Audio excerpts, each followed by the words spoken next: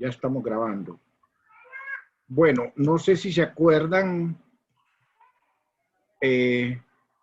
ayer, el lunes creo que fue, tuve un lapsus ahí con el problema 7 del capítulo 1 de Salinas. ¿Se acuerda que que lo resolvimos, pero nos quedamos ahí con un punto intermedio? Que yo les dije a ustedes que lo revisaran. ¿Se acuerdan, verdad? Sí. Bueno, voy a comenzar viendo eso. Fíjense que tenía un error y tal vez Güey está ahí ya conectada, Jorge. No. Ok, entonces le voy a cambiar esta clase porque aquí se la voy a poner ya con la corrección en la plataforma.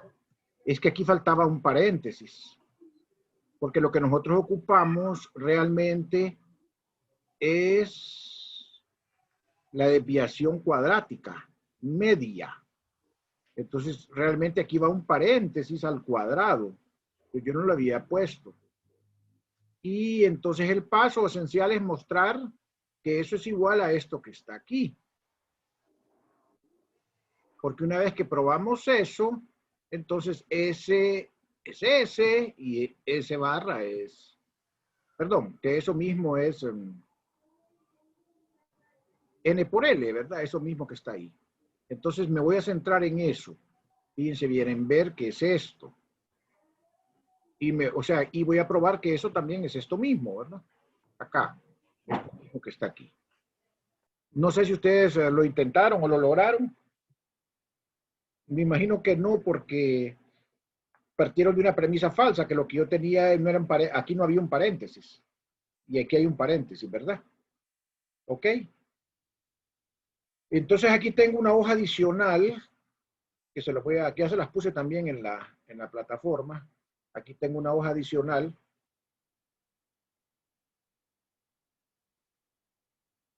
Apoyo al problema 7, dice.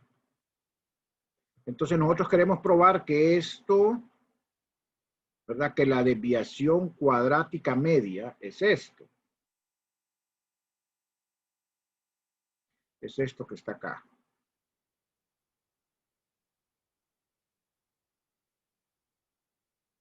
Entonces, lo primero, bueno, es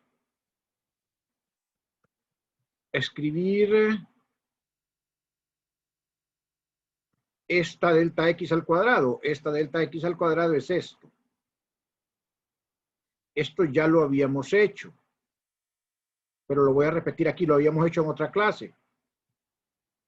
Entonces, esa es la suma de j igual 1 hasta n de delta sj por la suma sobre k de delta sk. Le pongo índice diferente, pero como es una suma, como que si fuera una integral definida, no importa el índice. El índice es mudo. Entonces, esto realmente es delta x al cuadrado. Cuando hago la suma, voy a encontrar términos iguales y términos distintos. Los términos iguales quedan de esta manera y los términos distintos pues van a ser delta sj por delta sk, j distinto de k. ¿Me van siguiendo hasta ahorita? Ya lo habíamos hecho, ¿verdad? Eso que está ahí ya lo habíamos hecho, ¿verdad? En una clase, hace 2 o 3 clases. Entonces, ahora saco promedio. Ahora sí voy a sacar la desviación cuadrática media. Entonces, bueno, saco promedio acá. Meto el promedio dentro de la suma, cosa que es válida. Y aquí me faltó un signo más.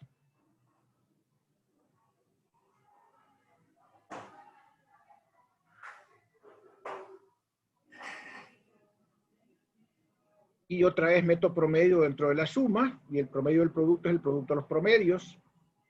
Pero como SJ y SK son variables independientes,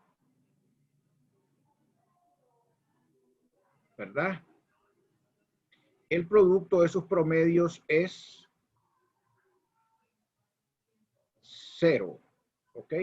O sea, el producto de delta SJ por delta SK es igual a 0. Porque son variables, mejor dicho, como son variables independientes,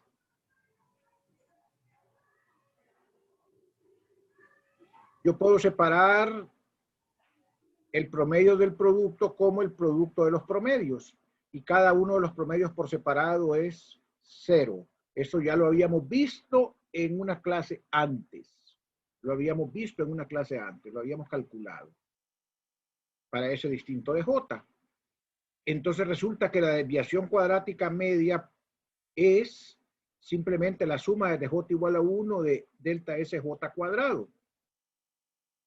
Ya solo el primer término con los iguales queda. Y entonces lo que hacemos aquí es sacar las barras abajo, afuera. Sacamos las barras afuera, aquí. Y lo que nos queda entonces es que esto es n delta S cuadrado. Esto es n delta S cuadrado. ¿Ok? ¿Por qué? Porque este es una suma de una función que es delta SJ cuadrado. Entonces, y como es un promedio, esto es, el promedio es n veces la función que yo estoy promediando, que es delta S cuadrado. No delta S, sino que delta S cuadrado. ¿Ok? ¿Estamos ahí? Quiero respuestas, por favor. Sí. Sí, ¿verdad? Bien, entonces, eso es esto que está acá, n delta S cuadrado. Pero delta S, ¿qué es? Delta S es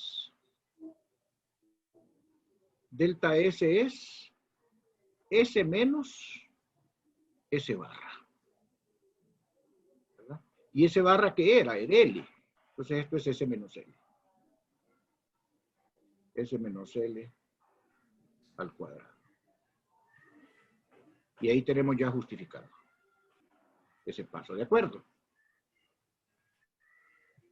Dejo ahí un minuto para que, unos 30 segundos para que reflexionen y luego platicamos.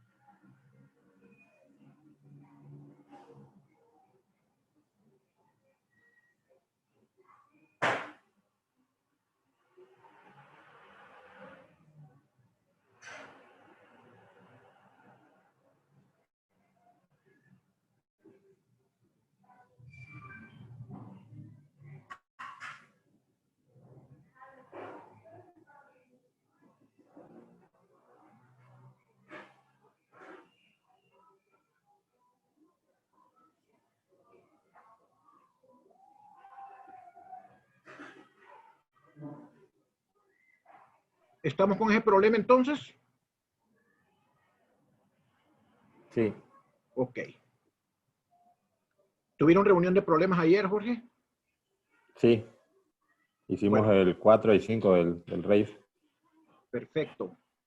Me va a mandar eso Sí, después nosotros. Sí, ¿verdad? sí, lo voy a mandar todo junto. Todos juntos, sí, porque vamos a hacer un solo documento. Está bien. Bueno, mañana yo no voy a dar clases. No sé si ustedes quieren usar el tiempo, como si usted quiere usar el tiempo, Jorge. Si no, les damos descanso. No sé, yo podría, en vez de lo de hacerlo del viernes, la podría dar mañana ejercicios. O no sé si prefieren el viernes. Usted dice pasarlo del viernes a mañana. Sí. Yo preferiría pasarlo para mañana porque el viernes tengo un examen. Bueno, es una oportunidad. Sí, entonces mañana a las 2:10 hacemos problemas y ya queda libre el viernes. Bueno, quedamos en eso. Ok.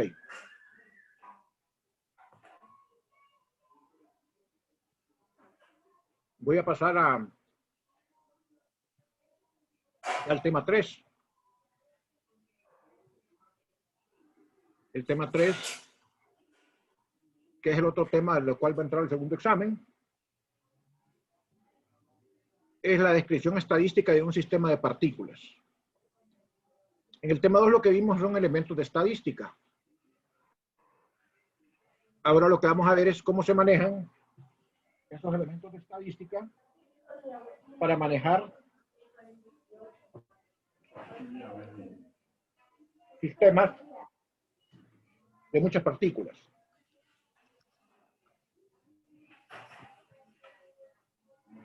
Entonces,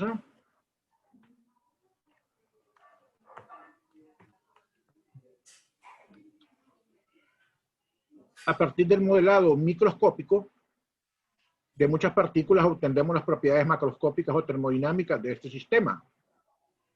O sea, nosotros tenemos que buscar un modelo dinámico que explique las interacciones entre esas partículas.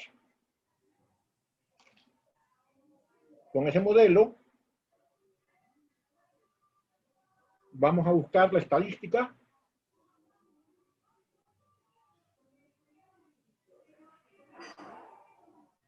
y luego con esa estadística y algunas hipótesis deducir las propiedades macroscópicas y ver si se ajustan a las que la termodinámica predice. Ahorita lo que vamos a dar es una descripción general de los sistemas clásicos. Y por lo tanto implicaremos la mecánica clásica. Si los sistemas fueran cuánticos, tendríamos que emplear la mecánica cuántica.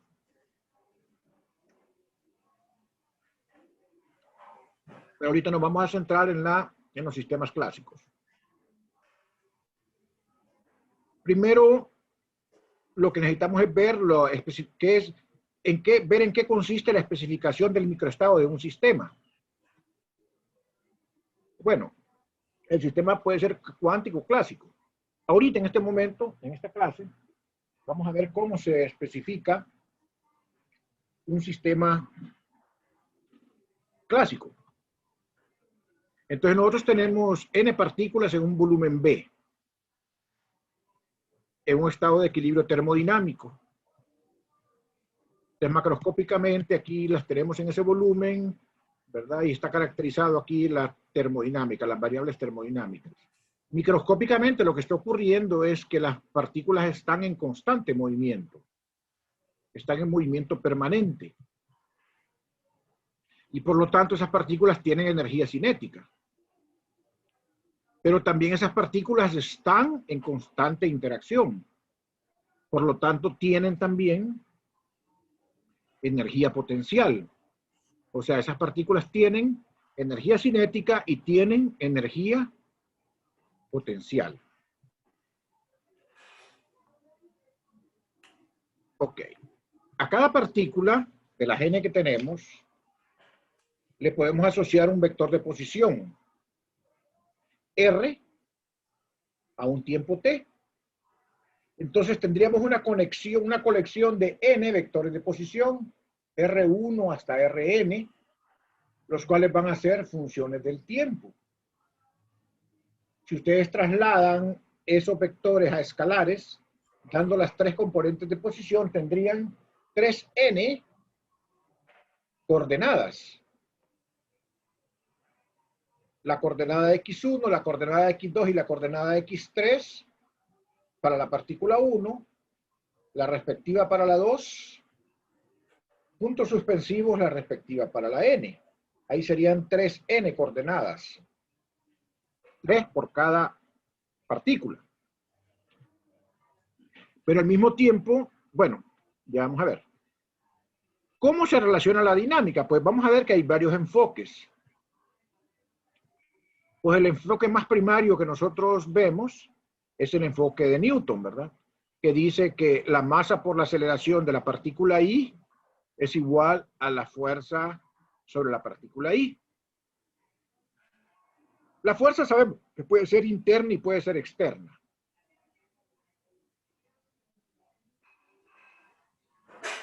Si la fuerza es interna,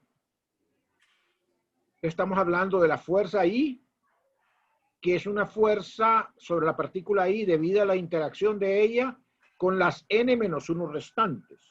Recuerden que estamos en una interacción por pares. Entonces, la partícula I interactúa con la 1, interactúa con la 2, interactúa con la K, interactúa con la J. Interactúa con las n-1 restantes. O sea que esta es una suma de n-1 términos que representan las interacciones de la I con las n-1 partículas restantes. Esta ecuación, como tengo n partículas, equivale a n ecuaciones escalares. A n ecuaciones, perdón, una para cada n ecuaciones vectoriales, una para cada partícula. Pero también equivale a 3n ecuaciones diferenciales escalares acopladas de segundo orden. ¿Verdad? O sea que son 3n ecuaciones diferenciales escalares acopladas de segundo orden, que serían las ecuaciones mix dos puntos igual a fix, miy dos puntos igual a fiy, mzi dos puntos igual a fiz, y desde 1 hasta n. Que son 3n ecuaciones diferenciales escalares acopladas, porque de alguna manera la interacción, lo que da las fuerzas, relaciona las coordenadas. Y entonces hay un acoplamiento en las coordenadas. Y entonces en las ecuaciones diferenciales también. Para resolver ese sistema de ecuaciones, como son ecuaciones de segundo orden, ocupo condiciones iniciales. Cada ecuación de estas 3n ecuaciones escalares implicaría tener dos condiciones iniciales, que serían la posición y la velocidad al tiempo cero. Si consideramos entonces las 3n ecuaciones, deberían de ser 6n condiciones iniciales para la posición y la velocidad. Si ocupo la posición y la velocidad para las n partículas, escalarmente serían 3n posiciones al tiempo cero y 3n velocidades al tiempo cero. Desde el punto de vista microscópico, la determinación del estado de un sistema implica que yo tengo que tener la capacidad para dar la posición y la velocidad de cada partícula al tiempo t. O sea, tengo que poder dar n vectores de posición y n vectores de velocidad al tiempo t. ¿Se imaginan ustedes la cantidad de vectores de posición y de vectores de velocidad que implicaría describir un microestado? O sea, que en absoluto el microestado nos es a nosotros accesible conocerlo en detalle. Por esa razón es que necesitamos buscar modelos estadísticos que nos permitan manejar esa información de manera colectiva para estudiarla y poderla comparar con la termodinámica, ¿verdad? Porque ni con la computadora más sofisticada de las que se han hecho y de las que se harán, se va a poder hacer semejante cosa.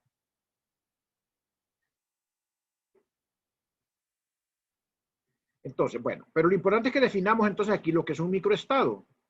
Un microestado de un sistema clásico es un conjunto de valores de coordenadas de posición y momentum o velocidad. Pueden dar posición y momentum o posición y velocidad que tiene el sistema en un tiempo t. Ese es un microestado. Si el tiempo cambia, el microestado cambia. Y entonces el sistema pasa a otro microestado. Entonces está teniendo varios microestados conforme el tiempo cambia. Esos microestados pueden variar. Y puede ser que mantengan constante la energía, constante el momentum total, la energía total. Pueden haber situaciones de ese tipo que vamos a ir viendo después. Pero un microestado es una colección de todos los valores de la posición y de la velocidad o del momentum en un tiempo t. Ese es un microestado. O sea, un microestado es una colección de los valores de estos que están acá. Miren que un microestado tiene 3C tiene entonces n vectores de posición y n vectores de velocidad. O sea, tiene 6n coordenadas de posición y 6n componentes de velocidad o de momentum asociados. ¿Verdad? Es una cantidad vasta de variables, enorme. Bueno, el sistema evoluciona, el microestado evoluciona con el tiempo. Entonces, ¿qué enfoques vamos a utilizar para estudiar la evolución temporal de un microestado? Bueno, está en principio la descripción newtoniana, que es la que vimos antes, que se basa en establecer entonces las fuerzas. Las fuerzas. Pero además de la descripción newtoniana, hay dos descripciones que se basan en cantidades escalares y que lo que utilizan, en lugar de utilizar las fuerzas, utilizan los potenciales, o sea, utilizan funciones escalares. Esas dos descripciones son la descripción lagrangiana y la descripción hamiltoniana. Esos tres enfoques son equivalentes y son los tres enfoques básicos de la mecánica clásica, ¿verdad? Cualquiera de ellos es válido y son equivalentes. Unos son más favorables, determinando las que estamos estudiando, que otros. La descripción newtoniana, pues, asume que los sistemas son conservativos, o sea que la fuerza, y también los tres vamos a suponer que los sistemas son conservativos, o sea que la fuerza sobre la partícula I la podemos determinar de una derivada de la función de potencial con respecto a RI, o lo que le llamamos el gradiente sub I de la función potencial. O sea, las fuerzas son derivables de una función de energía potencial. Entonces, como nosotros trabajamos con fuerza, ¿verdad? Otra situación que se da entonces debido a esta derivación de las fuerzas a partir de los potenciales, que la energía total, que es la suma de la cinética más la potencial, se conserva. Y que la energía para un sistema de n partículas es la suma de la energía cinética más la energía potencial. Aquí en el primer término tengo la energía cinética de la partícula I, y si sumo desde I igual 1 hasta n, entonces aquí tenemos la energía cinética total, o sea, la suma de las n energías cinéticas. Algo me falta aquí que no he puesto. ¿Qué es? ¿Qué me falta aquí? ¿Qué tengo malo aquí? ¿Alguien no puede ver lo que tengo malo ahí? Ahorita me acabo de dar cuenta que me equivoqué. ¿Qué tengo malo ahí? ¿Cómo se escribe la energía cinética, jóvenes? ¿Cómo escribo la energía cinética de una partícula? Falta el cuadrado, creo, ¿no? Exactamente, falta el cuadrado. Aquí va la velocidad al cuadrado. Va la velocidad al cuadrado. Ok. La descripción lagrangiana se basa en definir una función que le llamamos la función lagrangiana, que va a ser una función de las n posiciones y de las n velocidades. La lagrangiana trabaja con posiciones y con velocidades. Entonces aquí lo que tengo son todas las coordenadas. Esto lo pueden volver coordenadas. La función lagrangiana es una función vectorial, a diferencia de la fuerza. ¿Verdad? Que es la función lagrangiana es una función escalar, a diferencia de la fuerza, que es una función vectorial. L es función entonces de posición y velocidad, y la L viene definida como la diferencia entre la energía cinética y la energía potencial de la partícula, ¿verdad? O entre la energía cinética y la energía potencial de todo el sistema. Esa sería la lagrangiana de un sistema de n partículas, la lagrangiana total. La lagrangiana entonces para un sistema de n partículas pues va a ser la energía cinética menos la energía potencial, ¿verdad? Esa sería la lagrangiana para un sistema de n partículas. Esto ustedes lo vieron en el curso de mecánica clásica. O lo tuvieron que haber visto necesariamente. Entonces, las ecuaciones de movimiento, así como las ecuaciones de Newton, aquí hay ecuaciones de movimiento. ¿cómo obtenemos las ecuaciones de movimiento? Las obtenemos a partir de las ecuaciones de Lagrange. Yo tengo n ecuaciones de Lagrange para cada RI, o tengo 3n ecuaciones de Lagrange para cada componente de la posición, xi, y, zi. Como son n partículas, tendría 3n ecuaciones de Lagrange. Aquí tengo la ecuación de Lagrange, tiene la forma derivada total con respecto al tiempo de la parcial de L con respecto a RI, menos la parcial de L con respecto, este es RI punto, ¿verdad? Con respecto a RI punto, menos la derivada parcial de L con respecto a RI igual a 0. Esa se llama la ecuación de Lagrange y uno puede mostrar que las ecuaciones de Lagrange son equivalentes a las ecuaciones de Newton, que obtienen los mismos resultados. Una ventaja que tiene la formulación de Lagrange es que la formulación de Lagrange de una sola vez saca las fuerzas de ligadura. No tiene uno que sumar las fuerzas de ligadura porque salen automáticamente, no se necesitan, ¿verdad? Esa es una de las grandes ventajas que tiene la formulación de Lagrange, ¿verdad? En cambio, cuando yo hago un diagrama de cuerpo libre y todo para emplear el formalismo de Newton, tengo por fuerza que poner las fuerzas de ligadura, como ser la normal, por ejemplo, ¿verdad? Ok. Me quedo aquí un momentito para que me hagan preguntas.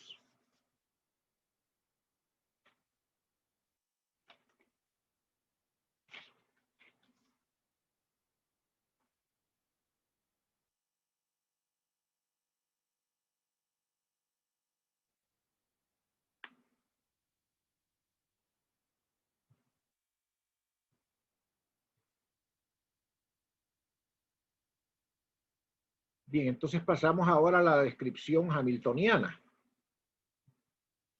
La descripción hamiltoniana también se basa en una función escalar, la función hamiltoniana, la cual va a ser una función de las coordenadas de posición y de las coordenadas y de las componentes del momentum, ya no de la velocidad. Hay una diferencia entre la lagrangiana y la hamiltoniana, y es que una se da en términos de momentum, que es la hamiltoniana, a diferencia de la lagrangiana que se da en términos de posición. Entonces, esa hamiltoniana se define como la suma de la K más la energía potencial, o sea, es la suma de la cinética más la energía potencial, o sea, es la energía total. Y esta fórmula no es una fórmula general, esta fórmula es válida para un sistema conservativo, o sea, la hamiltoniana es igual a la energía total solamente cuando el sistema es conservativo, es decir, cuando las fuerzas son derivables de una función de energía potencial. En ese caso es que nosotros tenemos que la hamiltoniana es igual a la energía del sistema. Para n partículas, entonces nosotros tenemos que el hamiltoniano es la energía cinética, que es la suma de igual 1 hasta n de pi cuadrado entre 2mi, más la energía potencial U, que es función de las coordenadas de posición nada más. No puede haber aquí dependencia de la potencial de velocidades porque entonces ya no es válido este formalismo de esta manera. Y las ecuaciones de movimiento son las conocidas ecuaciones de Hamilton, que nuevamente son equivalentes a las ecuaciones de Lagrange y son equivalentes a las ecuaciones de Newton. Las ecuaciones de movimiento dicen que el RI punto, o sea, DRI en DT, la velocidad, en otras palabras. Claro, aquí vamos a hablar de velocidades generalizadas, se hablan de velocidades generalizadas, no necesariamente de velocidades lineales. Es la parcial de H con respecto a PI. Y que la PI punto es la parcial menos la parcial de H con respecto a RI. Esas son entonces las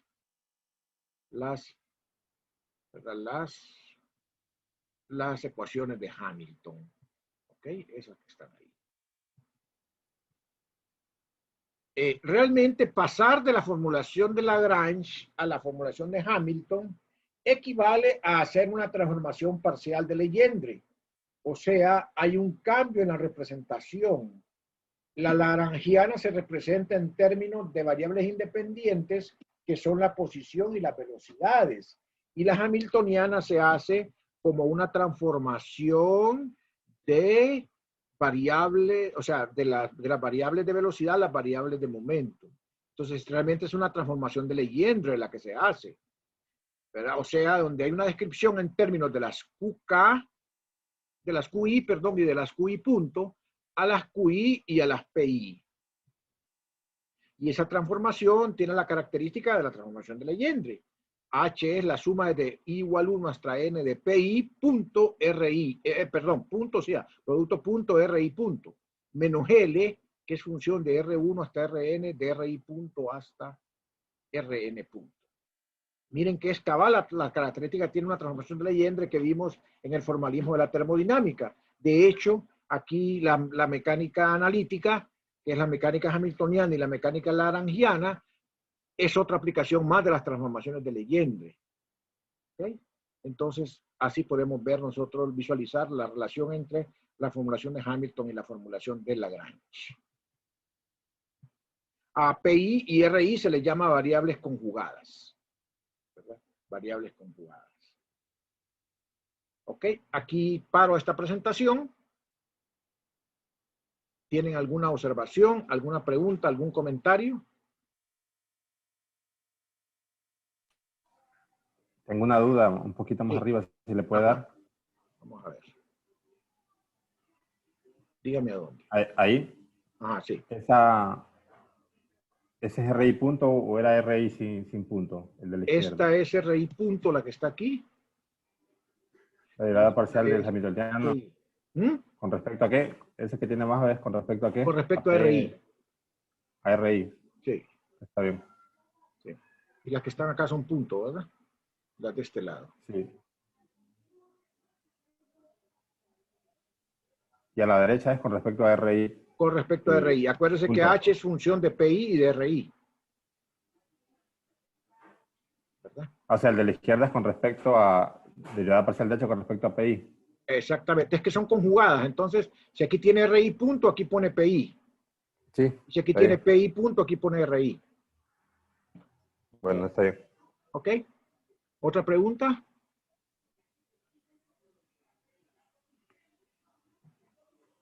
Muy bien, entonces solo voy a hacer la captura de pantalla, Jorge. Mañana se reúnen, ¿verdad? Y platicamos ahí el fin de semana. Les voy a volver a mandar esta presentación que ya les había mandado. Y la anterior, porque aquí le hice correcciones. Y voy a cambiarlas en la plataforma para los alumnos. ¿De acuerdo? Bueno, está bien. Ok. Güey, ya está güey ahí, ¿no? Sí. Güey, ahorita termino las notas de la primera parte. Me faltan 4 páginas. Ya las termino de revisar y se las mando. No son muchos los cambios, va bien. Sí, gracias. Ok. Sí.